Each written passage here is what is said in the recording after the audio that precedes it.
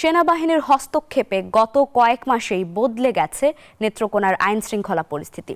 দীর্ঘদিন সন্ত্রাস, চাঁদাবাজি, মাদক ব্যবসা সহ চোরাচালানের স্বর্গরাজ্য হলেও সেনাবাহিনীর তৎপরতায় কমে এসেছে অপরাধ প্রবণতা।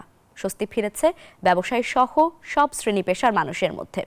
অপরাধ দমনে নিয়মিত অভিযান অব্যাহত থাকবে বলে জানিয়েছেন জেলা ক্যাম্প অধিনায়ক। সোহান আহমেদ কাকনের পাঠানো তথ্যচিত্রে ডেস্ক রিপোর্ট। গত ৫ আগস্টের পর থেকে নেত্রকোনার বিভিন্ন উপজেলায় সেনাবাহিনীর অব্যাহত অভিযানে অনেকটাই স্বস্তি মিলেছে জনজীবনে। সেনা হস্তক্ষেপে অস্ত্র উদ্ধার, সন্ত্রাসী গ্রেফতারের মতো কার্যক্রম প্রশংসা কুড়িয়েছে সাধারণ মানুষের।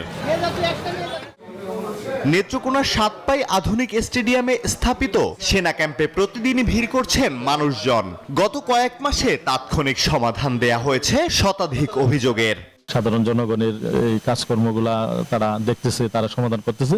সেই প্রেক্ষিতে আমি শোনার পরে আমিও একটা আবেদন করি আমরা প্রায় মাস দেড়েক আগে। তো এই আবেদনের প্রেক্ষিতে ওনারা আমাদেরকে সহযোগিতা করে। বাংলাদেশ সেনাবাহিনীর লোকরাও ট্রাফিকের কাজ করছে, এতে করে নেত্রকোনার আজকে যানজট ছিল না বললেই চলে।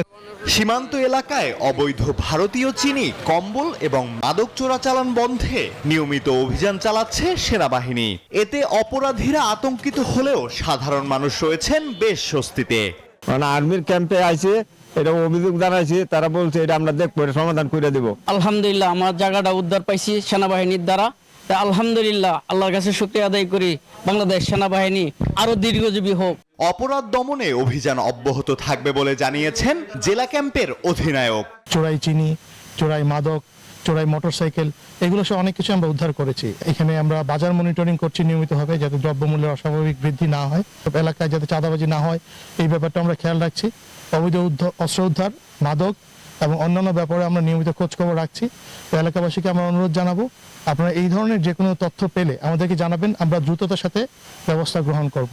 নেত্রকোনার 7টি সেনা ক্যাম্পের মাধ্যমে এলাকায় নিরাপত্তায় কাজ করছে সেনাবাহিনী। Desk report, news 24।